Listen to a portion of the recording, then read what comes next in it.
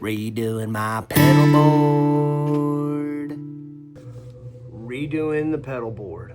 There's nothing wrong with this current setup. It has been a faithful and true companion. However, I did get a new amp, and I would like to incorporate this channel switcher if I can, but I don't necessarily have to. So that's one thing. The other thing is I had a buddy of mine give me one of these, and what I'd like to do is I'd like to take this Friedman IRD off of here, have it live on this smaller board, and I've got some power for that, but this Friedman takes kind of its own funky power, so I'm gonna mount that on this.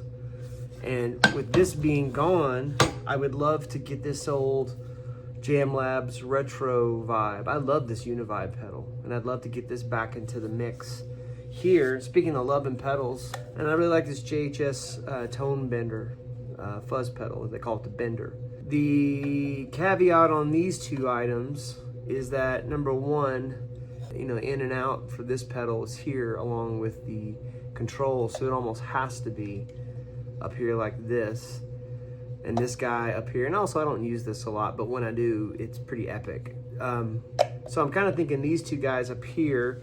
The RC booster is a must stay. I don't really use my compressor that much. It's a great compressor. I'm just not in a phase of life where I'm using a lot of compression. So nothing against compression, I'm just not using it here lately. And by lately, I mean the last 2-3 years of my life. So with that, I think I'm gonna take this off. I think I'm gonna move this down.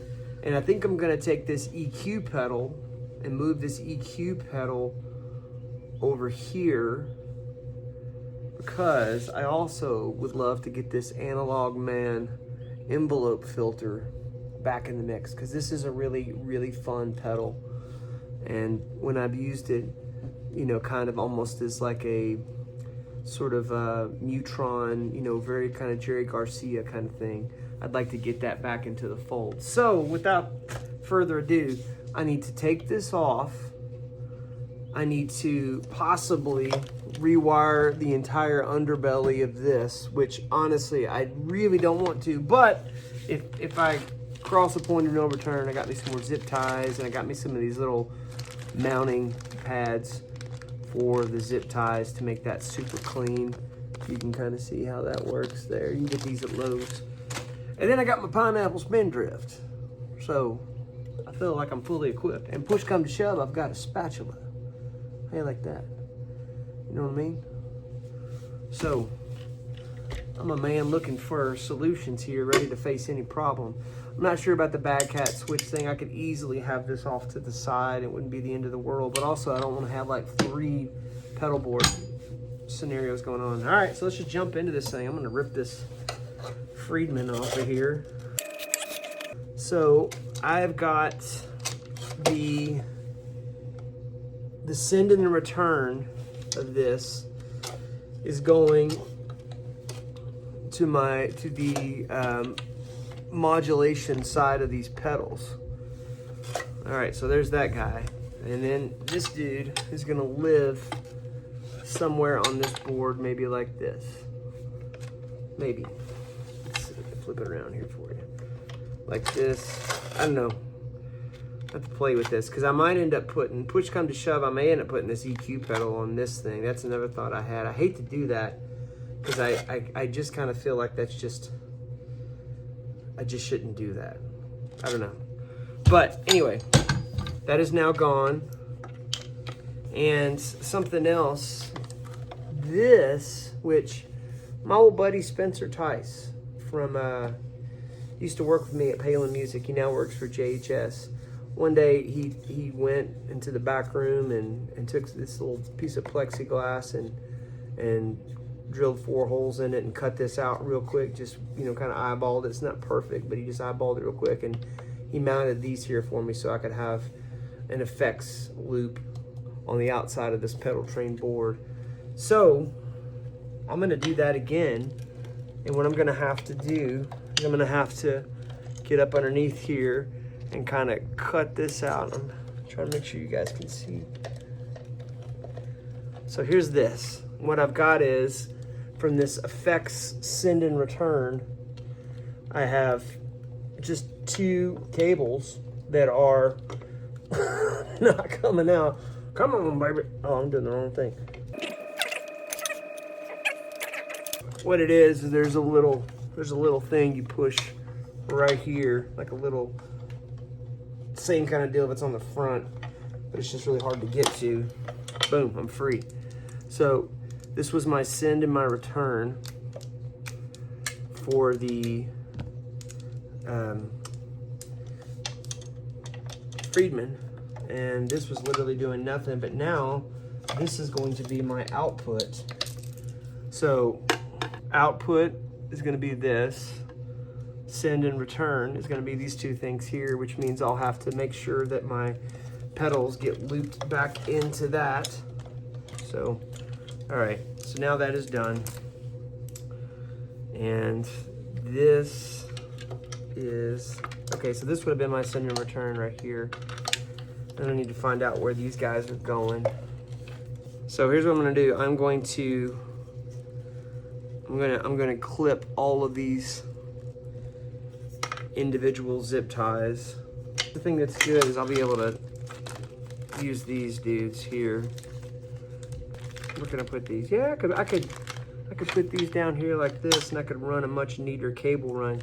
Because then what this will allow me to do is send a little zip tie through here and have the cables managed this way. Lord, but what a mess. Look at this thing. All right, in the words of my dad, it ain't nothing but work. Let's just do it. Where's my clippers? Here we go. So I'm gonna clip every single one of these little boogers right here that I've got just a bunch of zip ties holding all this mess of cable here together. And the reason I'm doing that, the reason I'm clipping this is because I'm about to change the run of everything, and it's actually going to end up being a cleaner deal if I just kind of start from ground zero again, which, man, don't like starting at ground zero. It's about like me starting this YouTube page.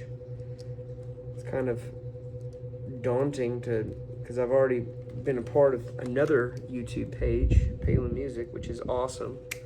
But starting another one from zero feels humbling. But such is life. Sometimes you gotta start over. So I'm clipping all these little guys right here, going through and just clipping every single one of them. And this is what you're ending up with. And this is what I got going on here. Get this thing in view. And this big wad of cable mess, which was originally kind of hidden and kind of a neat and tidy thing, I'm gonna make this much neater and much tidier, and hopefully cleaner. And of course, at the end of the day, it's gotta sound good too. That's the ultimate test of everything. Clipping cable ties on a Saturday. And as I'm doing this, to be honest with you, I could have probably done a better job. I probably got frustrated. Probably said, let's just be done with it. It's another dad saying right there, let's just get done. All right, a couple more here. Oh man, when you're doing this, you gotta be careful and not screw up your power cables, because even if you like barely nick them or put a kink in them, you might not find out till it's too late. So you want to be careful with that. I got some of these Ernie Ball flat cables. I actually really like these because they don't take up a whole lot of space and they're easy to kind of tuck in. But they're not tailor-made, so you end up getting a little excess. You have a little more tuck than what you probably care for. Boy, this is a tight one right here. There we go. Man, I had these pliers forever too. All right, there's that. Look at that, just about free. This is the last one. All right, everything's clipped. I got this little guy over here. I'm gonna leave this alone. And then look at this situation right here. This is the power to the One Spot Pro here. It's got this going, but then this guy here, this is the power to the Friedman. So I don't know, I'm not sure that I even need this anymore. I'm gonna clip this free, and then we will continue. I won't bore you with this though. Okay, so I clipped this thing free, which this is how I had my Friedman hooked up. I had the Friedman power source, which this is kind of it's an odd power source. It's 800 milliamps, and let's see, it's got a kind of a skinnier barrel here. By the way, if you don't know this, you can't just be plugging in whatever power source you got sitting around from your Sears and Roebuck handheld drill to power your pedal that you got. Too much power can be bad. Not enough power can be bad. So with that being said, this is what I was using, because frequently when I was at church, I didn't need a big old long cable run because they had one coming to me. So I was like, man, I'll just get a little shorty cable here, and I'll do this underneath here, and I'll have this guy kind of hanging right here. And then on my power, I ended up getting I'll show you, a 90-degree IEC cable.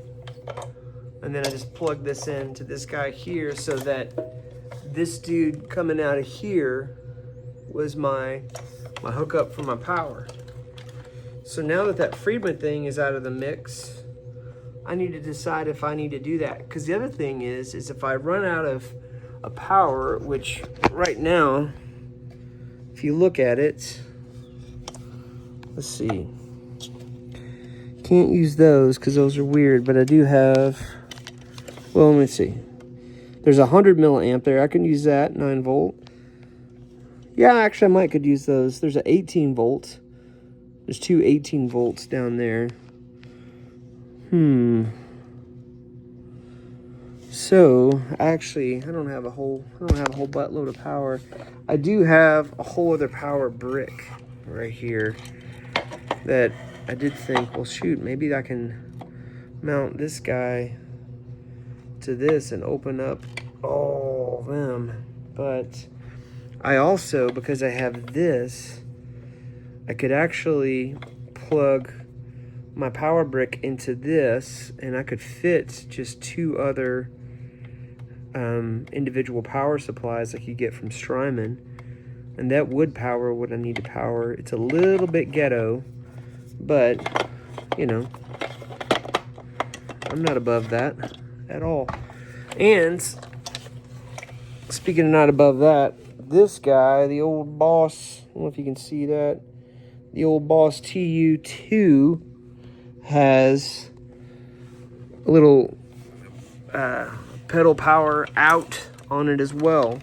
So I got one back here, and that could be the fuzz. Also, I need to do a quick Google search and see if either of these pedals will accommodate an 18 volt power supply. So let me look at that real quick.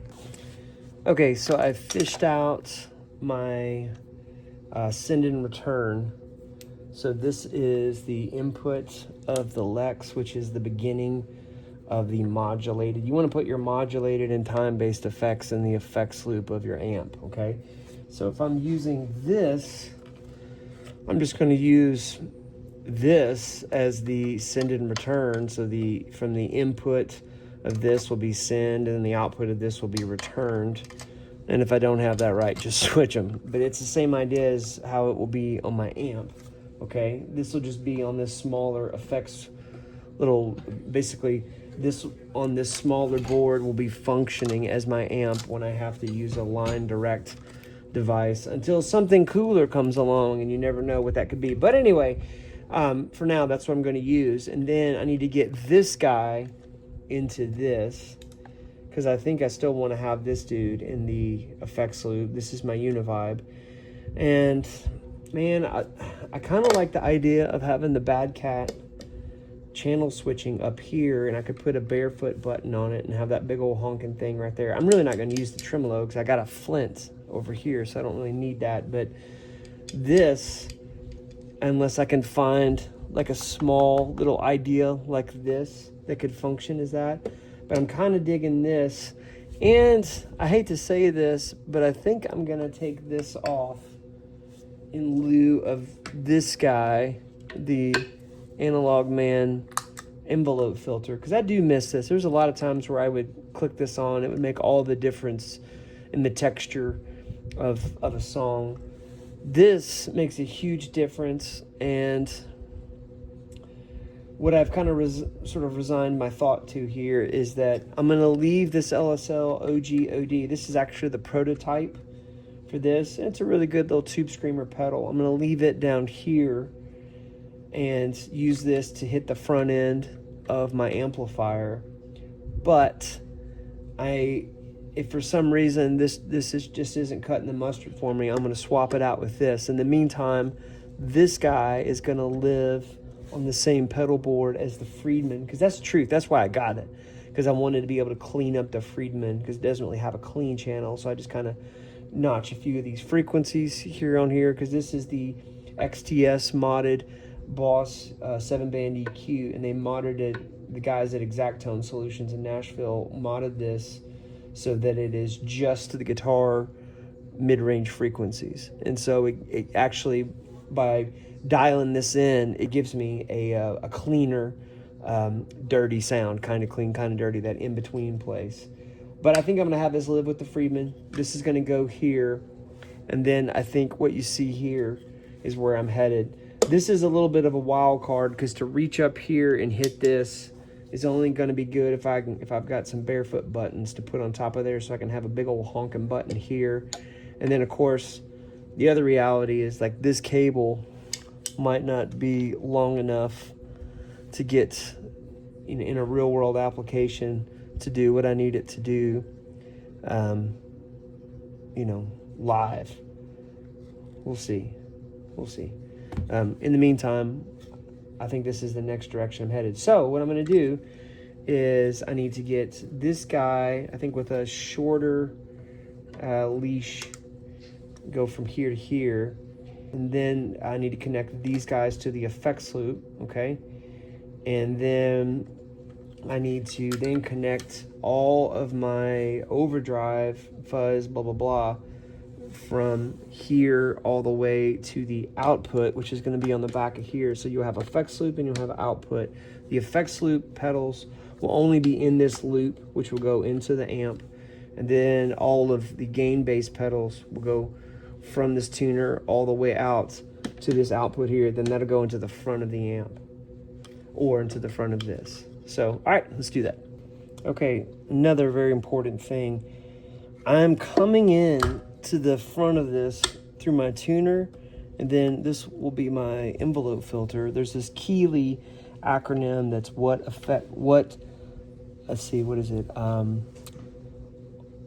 effects order. I'll put it in the description of this video. And it basically, you want your wah, your EQ, and it lays it all out for you at how you ought to do it. But what I'm doing here is I'm going guitar. This will be the Keeley Analog Man envelope filter. And then this cable here is coming up underneath here to this. And then this will be, all this stuff here in the middle will be looped into what I'll call kind of a gain staging loop. And then the output of this is going into the input of this volume pedal, the output of this volume pedal. This is the last thing in the loop, even though it's kind of early as far as this thing. This is actually the last thing in the loop. So when I have this off, all of this stuff in the middle is dead. So when I'm doing volume swells, none of this stuff is hanging over if I'm doing it with my foot, right? And then this is going all the way to my output of my little sort of, you know, patch bay here. I'm gonna have send and return, and then this will be output. So that's a very important factor that you should know in all this. All right, so here's where we landed. Envelope filter here. Welcome back. Wow, wow, wow, wow. And then we got the tuner, and we got the Univibe. That's my Univibe impression. Look at that. Snug as a bug in a rug. I feel bad how well that fits. I mean, that is perfect. Ha! I mean, it's like literally the exact width of the pedal train deal. It's like old John Thompson got out his tape measure and measured a pedal train board and said, boys, it's got to fit just perfect. Well, he did it. Got my fuzz pedal here. If you've never used a fuzz and you're wondering, why do you need a fuzz pedal? You've never used a fuzz? Come on now. Get a fuzz. It's like you hadn't tried a meatball sub yet. Got my, I use this like all the time. It's a boost. I usually cut the bass a little bit and pump the treble. And by pumping, I mean I turn it up a little bit past noon. And then of course the gain is up too high at the moment. But there's that. I'm gonna roll with this. You know what? This pedal's been good to me. It has. I remember one of the best compliments I got on my tone was from a guy that was running sound, a good friend of mine, and I barely had the gain turned up. I had the volume turned up, and the tone was, I can't remember, but it was right around here-ish, and it sounded good. It sounded good. So, and I was on the dirty channel of the amp. All right, so there she be. So now the next order of business is taming. Here's my dog. Kingston licks every pedal before I step on it. The next order of business is taming this monstrosity back here. You can see you got some little things here in preparation. Lord have mercy. All right, I'm gonna start to comb the hair of this pedal board. Okay, everything works. I got my guitar hooked up, and I just made sure that the effects loop works going into the amp. And that dirty that's on that masking tape, that was for my I used to run a clean dirty rig, and that went to my Friedman amp. Anyway, behold, everything is lit up, everything is working. I'm very happy. So now we commit to making the cables clean. Okay, so here is the board, and here is the underside. Now look, I know some of y'all are looking at this going, oh, that's terrible. I could do a way better job. You could. I guarantee you could. This is going to get me by, though, just fine. I'm happy with this. I went ahead and went with this little guy right here. I'm just going to do a little tuck fold. If you've ever seen Multiplicity with Michael Keaton, a little Elizabeth Taylor tuck fold right in there, just like that. When I'm not using it, when I get to the gig, whee, pop it out. There it is. This little thing will not stay on this pedal, so you know what? I'm just going to commit to memory the, what does that say? Bass A, standard, and B. We probably like standard anyway. How about that? There's that. I think it sounds great. Now, let's go ahead and get this thing finished, and we'll be done. As a side note, I thought you might enjoy that I have labeled these send, return, and amp. Just in the heat of battle, if I happen to forget, or if somebody is helping me wire that up, I can direct them with color-coded letters. It is so handy. Some of you are not going to be able to handle this. You're going to freak out. Your OCD is going to explode. Alrighty, feast your eyes on this redneck engineering marvel here. This massive wart, which I know is unsightly, but look at that. It's getting the job done. Look, I'm not gonna put this big old brick here just to power this Friedman pedal. Wouldn't even do it anyway. It'd just be this GE7 here, right? So, and I'm not, look, I'm hopeful to use my new amp and not have to use a line direct thing here. So this is just to get me by. This is just a quick little rig up here. I got this cable being held down by this old prying bar to get mama off of the couch. And look, we got this right here, just, and it'll fit in my gig bag. And look, rock and roll, tuck and go, that's all that matters. Nobody's gonna see that. Maybe off to the side. I might end up on some kind of, you know, worship pedalboard fail website or something like that. That'd be fine. It ain't pretty, but by golly, it gets the job done. So there you go. Big pedal board, little pedal board. Little ugly, nice and pretty.